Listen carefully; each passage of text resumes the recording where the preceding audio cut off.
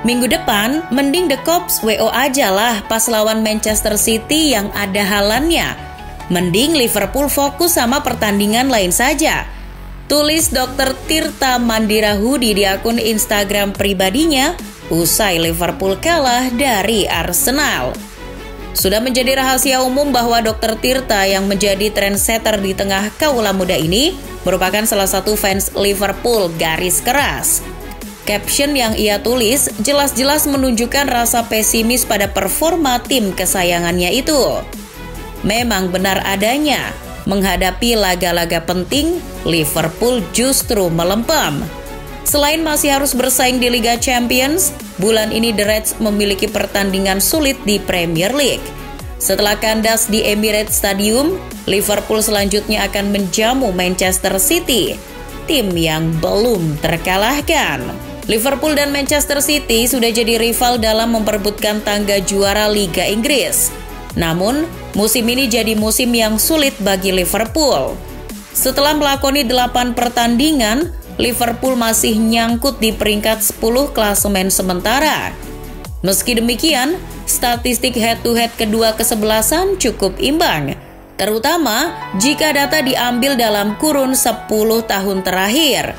Menurut A-Score, Liverpool dan Manchester City telah bertemu sebanyak 31 kali di semua kompetisi. Menariknya, Liverpool dan City sama-sama mengantongi 13 kemenangan dan 5 hasil imbang. Sedangkan di Premier League sendiri mereka sudah bertemu sebanyak 21 kali. Secara statistik, Manchester City unggul dengan mengantongi 9 kemenangan, sedangkan Liverpool hanya 7 kali menang dan sisanya berakhir sama kuat. Statistik Liverpool unggul ketika laga dimainkan di Anfield. Dari 16 pertemuan di semua ajang, The Reds mampu menang 8 kali. Sedangkan City baru 7 kali menang di Anfield. Berhubung pada tanggal 16 Oktober laga akan dimainkan di Anfield, fans Liverpool mungkin bisa berbangga diri dengan statistik tersebut. Namun statistik hanyalah angka. Performa The Reds di lapanganlah yang menjadi tolak ukur kekuatan tim jelang pertandingan ini. Dan di awal musim 2022-2023, performa Liverpool benar-benar tak tertolong. Mengapa performa tim yang menjuarai Liga Inggris musim 2019-2020 tak segarang 3 musim lalu? Banyak opini yang mengatakan bahwa salah satu penyebabnya adalah kepergian Sadio Mane ke Bayern Munchen pada musim panas lalu. Tak adanya Mane membuat Mo Salah bak macan ompong. Ia tak lagi jadi lumbung gol setelah kepergian mantan rekannya itu. Sosok Darwin Núñez yang digadang-gadang bakal menggantikan peran Sadio Mane justru kerap melawak. Sebagai seorang penyerang yang didatangkan dengan harga selangit, Núñez harusnya jadi solusi. Tapi permainannya justru sering ngawur dan tak terstruktur.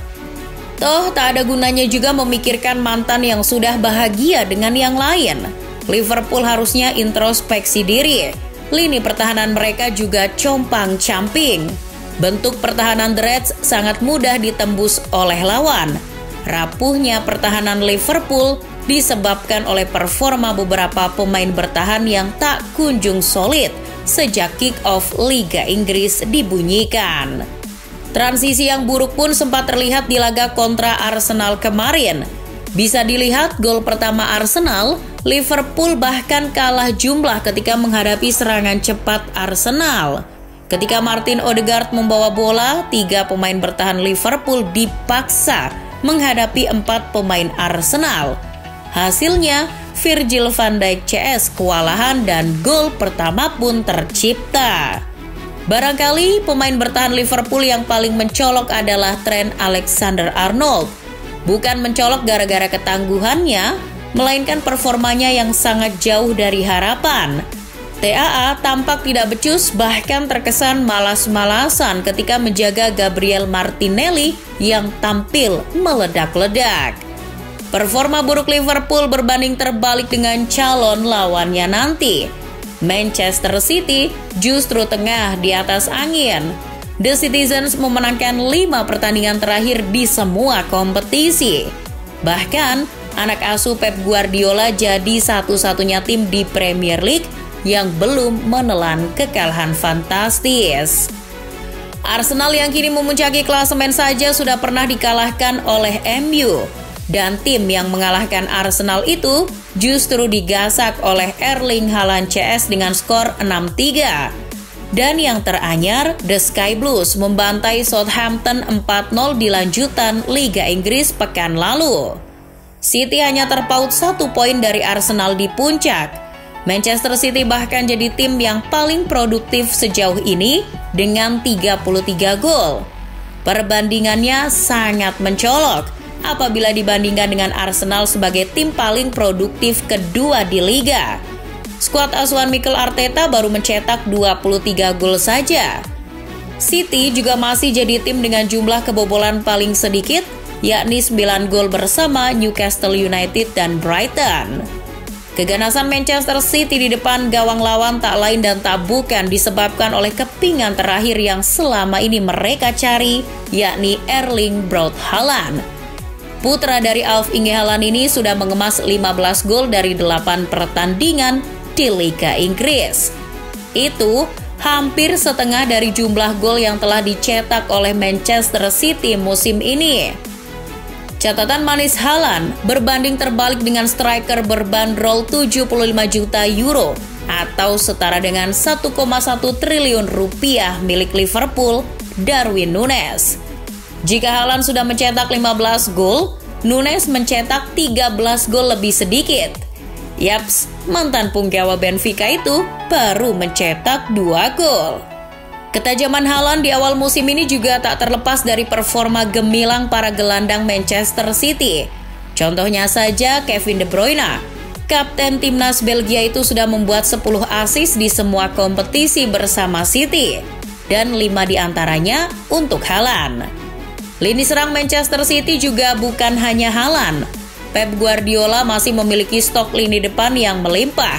Sebut saja seperti Julian Alvarez, Riyad Mahrez, atau bahkan Phil Foden yang juga tengah berada di performa apik. Ia jadi pemain yang mencetak hat-trick bersama Haaland saat menghancurkan Manchester United. Eits, jangan lupakan peran João Cancelo di sektor bek sayap. Bek asal Portugal itu tampaknya lebih berbahaya ketimbang Jack Grealish.